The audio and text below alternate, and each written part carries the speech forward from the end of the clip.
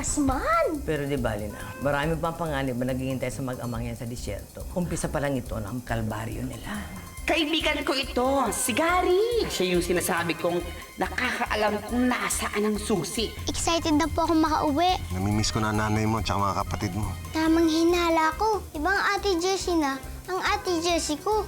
Wala ka na magagawa. At sa oras na kalabanin mo ko, lagot ka sa akin. Kinuha daw niyang bahay na yung anak niya. Sino kumuha? Wala naman nakatira dyan eh. Papa, baka naman namamalik mata ka lang. Simple lang ang gamot sa laso ng asma.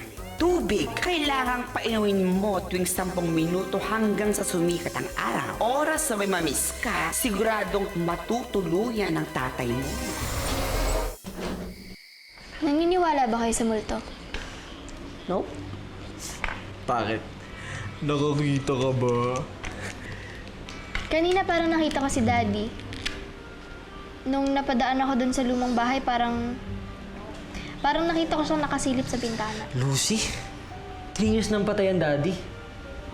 Ang baka pinaglalaroan ka na lang niyang isip mo eh. Kasi siguro dahil kanina pa natin siya pinag-uusapan. Kung ano pinagsasabi mo? The human body is made up of cells. Pag namatay ang isang tao, magdi-disintegrate ang cells. At babalik ito sa carbon state niya. Kaya pag namatay ang isang tao, posibleng maging multo. Kaya, posibleng nakita mo si Daddy, ate. Baka nga namamalik mata lang ako.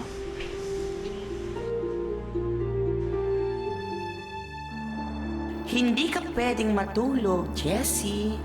Kung may kamay lang kami ni Gary, makikipagpalit kami sa'yo. Kaso, wala.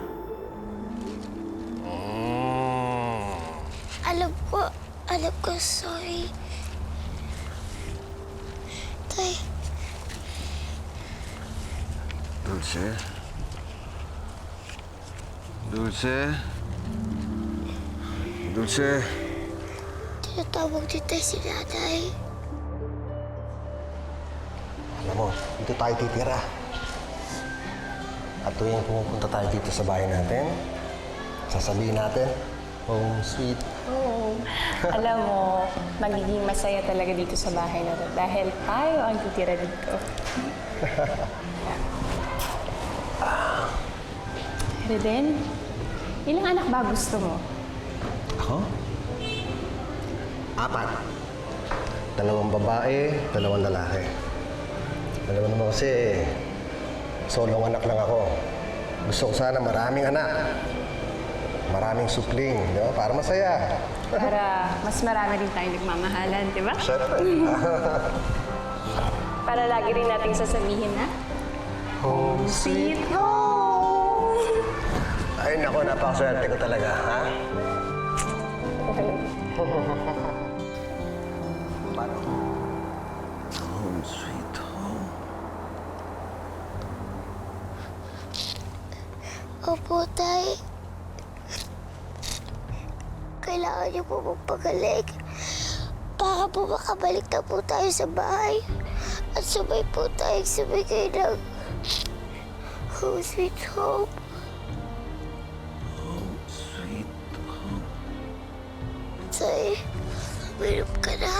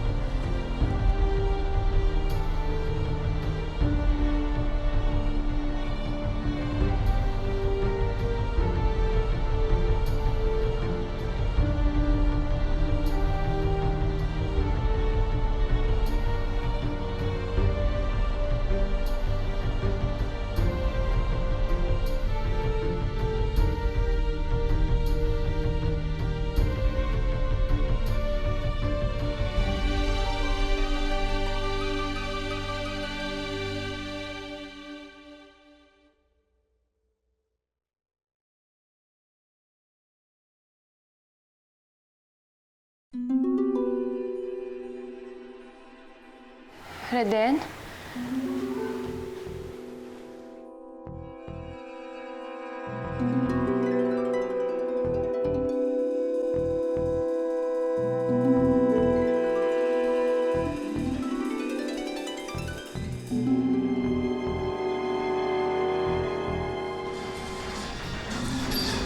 O, Reden, di ba halos kakauwi mo lang? Baka naman pwedeng itigil mo na yan. Video game na naman yung inaatupag mo. Tumabi ka nga dyan. O, at saka ano yan? Kailan ka pa natutong uminom, ha? Matagal na. Ano ba, Reden? May problema ba tayo? Oo, meron. Ikaw yun. Kaya mabuti pa matulog ka na. Nakaistorbo kayo, baka maded ako eh. Hindi, baka naman kasi pwede itigil mo muna yan tapos matulog na tayo dahil may pasok ka pa bukas. Hindi ko titigil yan. Ikaw tumigil. Pumasok ka at matulog ka na.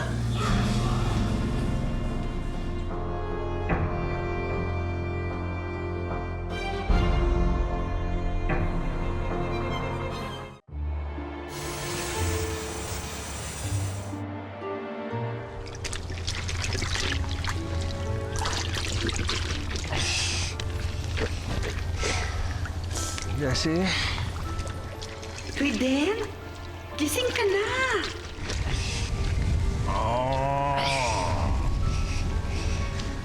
Jessie, tingnan mo. Okay na ang tatay mo. Tay!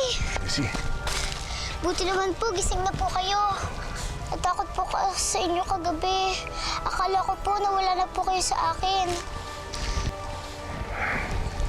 hindi mangyayari yon. Dahil nandiyan ka para alagaan ako.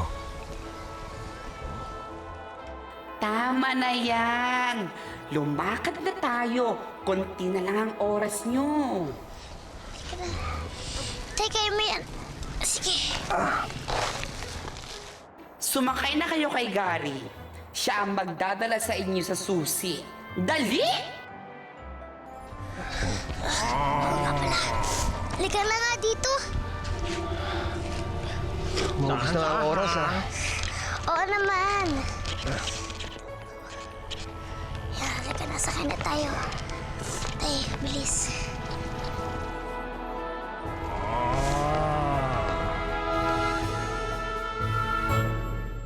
Tulog ka na nung nakauwi ako kagabi. Kamusta naman? Nagsabihan ba ni nanay si Jessie? Kung ako sa'yo, itago mo na lang yung hinala mo. Dahil hindi lang naman pagsisinungaling, tsaka pagdaraya yung nagagawa ko, at tsaka pangaaway.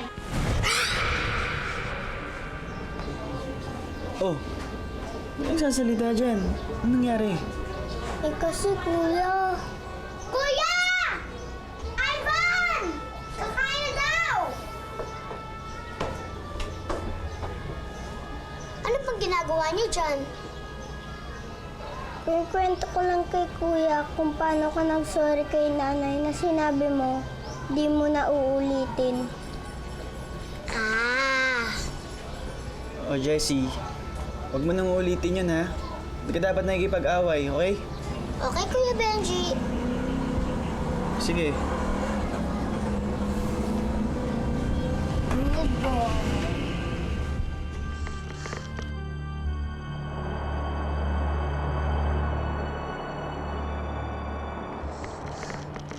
Andito na po ba tayo?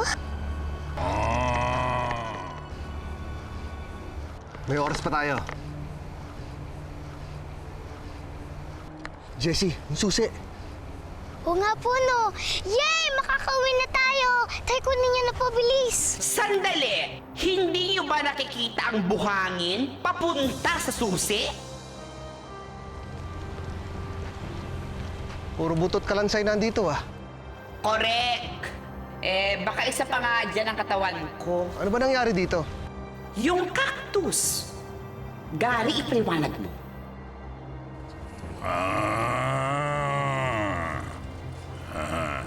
Kung merong gabay, that's me. Meron din bantay. Ayun si Kay, the cactus. Ang bantay ng susi. At sa pagkakaalam ko, lahat ng sinamahan ko dito namatay sa mga tinik niya. Nagsasalita nga kayo. Akala ko puro at saka ulang po yung sinasabi niyo. Shy type ako eh. Ano bang nagagawa nung cactus na yan? Sampulan mo. Kunin mo ang patpat na yun sa may paanan mo. at ihagis mo. Tayo.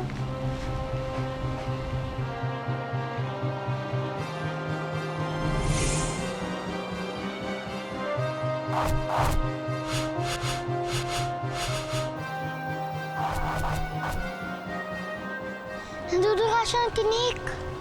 Ano gagawin namin? Ewan. Gabay lang ako dito. Tagahatid lang ako ng mga naliligaw papunta sa susi.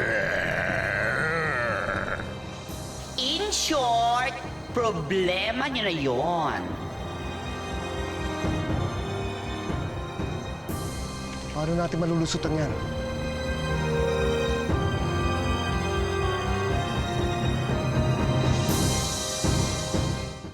Eh kung hindi kami dumating ni Benji, eh baka nagkatuluyan na si Jong Baliw at si Lucy. So, yun. Teka, parang hindi mo yata sa akin nasabi na dumaan ka pala sa lumang bahay kagabi. Diba nga kuya, sinabi ko sa'yo na parang namalikmata ako. Parang nakita ko si Papa, diba? Oo, pero hindi mo naman sa akin nasabi yung tungkol kay Mang Sijo. Ayoko na kasi mag-alala ka. Basta huwag mo nang ulitin yan. Ano ba kasi meron dun sa loob ng bahay na yun nung pumasok kayo? Sabi ni Mang Sijo, mahiwaga daw yung bahay na yun.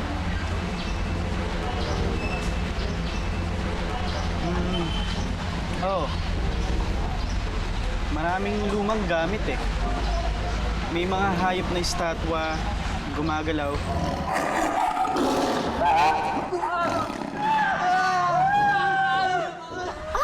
Anong bakit, no? At maraming pagkain. Pero wala naman nakatira doon. Eh kung may pagkain, baka may nakatira na.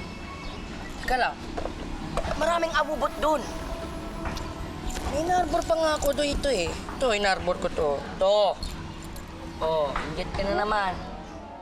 Sir, akin na lang ha. Ay nako, alam mo may karma ang magnanakaw. Yun lang ba yung meron dun? Walang ibang kakaiba? Wala ba nagbago sa inyo? Nagbago. Wait, check natin. Itong si Dane, mayabang pa rin. Eto namang si Benji, padoy pa rin. Eto kayang si Django. Never mind. Ang sama mo. Teka. Nako, itigil nyo na yung pag-iintereso sa lumang bahay, ah. Di baka madisgrasya lang kayo, eh. Okay? Lucy. Okay?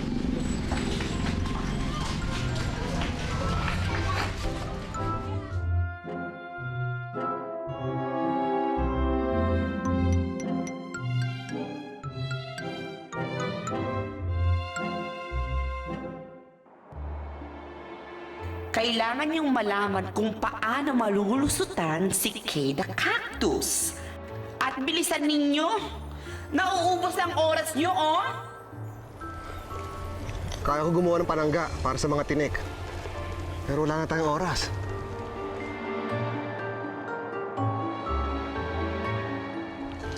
Isa lang ang bibig niya. So, isa lang po matatarget niya na pwedeng tirahin. Alam ko na. Anak, may naisip ka? Opo, tay. Dapat, marami po ang patpat. Para po, balusutan po natin siya.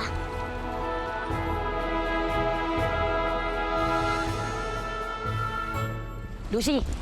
Oh, Lucy, sandali. bakit? Bakit ka pa interesado sa bahay? Wala lang. Hindi ka ba naniniwala? Eh kasi, nung nabanggit mo kanina na malikmata ka, na nakita mo yung tatay mo sa loob ng bahay. Malikmata lang yan. Hindi totoo yan. Aba, malay mo. Alam mo kasi, nung pumasok ako sa loob ng bahay, parang may nakita ako na kamukha ng tatay mo. Talaga? Oo. Ba't ngayon mo lang sinabi sa akin yan? Ngayon ko lang kasi naalala, no, binanggit mo eh. Alam mo, kung ako sa'yo, papasok ako sa loob ng bahay, tapos aalamin ko kung namalikmata nga ako o hindi. Di ba? Ikaw naman, di ka rin naman matatahimik kung di mo malaman yung totoo, di ba? Sige. Papasok ako dun sa lumang bahay. Pero huwag mo sasabihin kahit kanino, ah. Secret lang natin. Oo. Sige.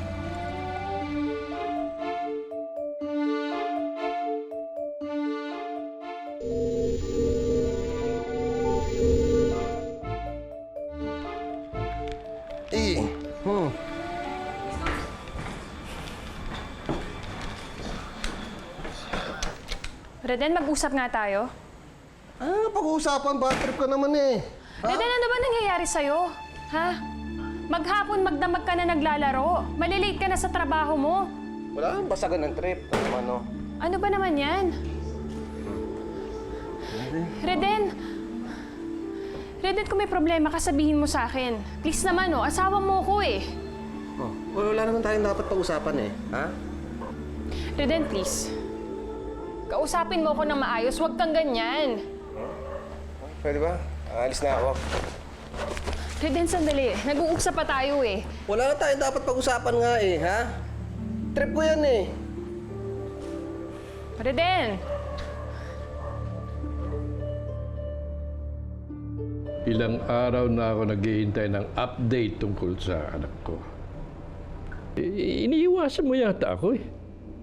Hindi naman, Tito. Hindi ho siya ganon. Kaya lang hindi ko kasi masabi sa inyo yung totoo. Anong totoo? Nakausap ko na ho kasi si Reden. Sabi ho niya sa akin, ayaw niya na kayo makita kahit kailan. Kumiserable daw ho ang buhay ninyo nang wala siya. Siya naman daw ho, napakasaya ng buhay niya nang wala kayo. At magpapakita lang daw siya sa inyo kapag nasa kabaong na raw kayo. Yun mismo eksakto sinabi niya. Sinabi yun ng anak ko? Yun mismo. Tito? Tito? Tito? Tito! Isa lang po ang bibig ni Kayla Cactus. Kaya, isa lang po ang matitira niya.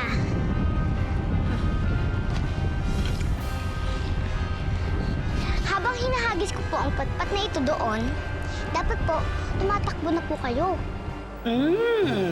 Matalinong bata! Tay, ganito po yan ha. Kapag sinabi ko pong shake, shake, shake, pwede na po kayo tumakbo. Papunta po doon. Pero kapag sinabi ko pong shampoo, dapat po tumigil muna kayo. Alam ko yung laro na yan ah. Yan yung nilalaro niyo sa kalsada. Opo.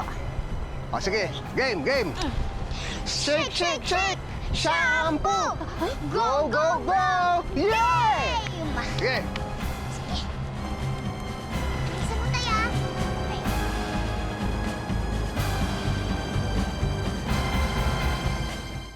Shake, shake, shake! Shake, shake, shake!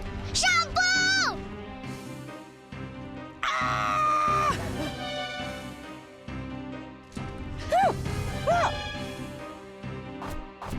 Shake, shake, shake! Shampoo!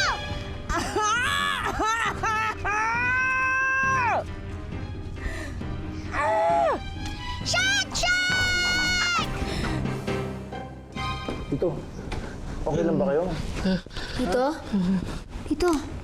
Ito po. Ayos lang ho kayo. Akala ko inatake na kayo. Tito. Sumama na loob ko. Nasaktan ako sa mga sinabi ng anak ko. I'm sorry ho, Tito, pero talagang malaki ang galit niya sa inyo eh. Mukhang hindi niya kayo mapapatawad. Kaya kung ako sa inyo, ipatanggal nyo na siya sa testamento nyo. Patawag niyo ang aking abogado. Shake, shake, shake! Naku! Nakatingin na siya sa tatay mo! Tay! Tay! Kaya mo yan! Yay! Yay!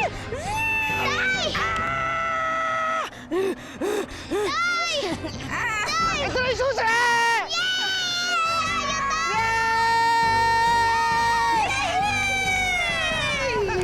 Galing ni tatay! Yay!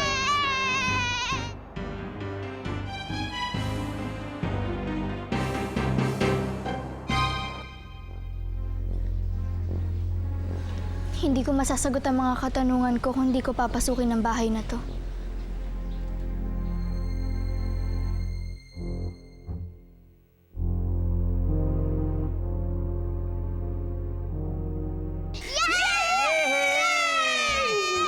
Galing ni tatay!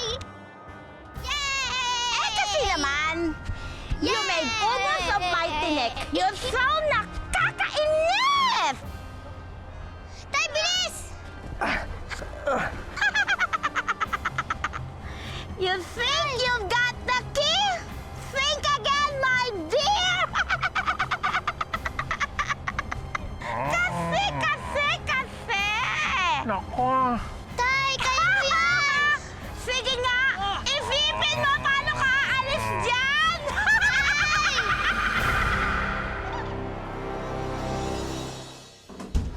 Reden, nangako ka. Pero lahat yun pinago mo. Parang hindi na ikaw yung Reden na pinakasalan ko noon. Nakakabwis itong si Dulce. Bunganga ng bunganga eh. Imposible naman magalit na walang dahilan. Walang kakwenta-kwenta nga ang pinagawayan namin. Ano, yung pagsusugal ko at pag-iinom ko, gagawin niyang issue? Papa! Papa! Papa! Palagi mo na lang ginagawa yan. Alam mo naman lagi kang bumabalik dito dahil wala ka nang mabalikan sa mundo ng mga tao dahil aking nga at wala ka nang magagawa doon. Sasabihin ako sa'yo, tungkol kay Ate Jessie. Sino ka? Señorita, estoy aquí.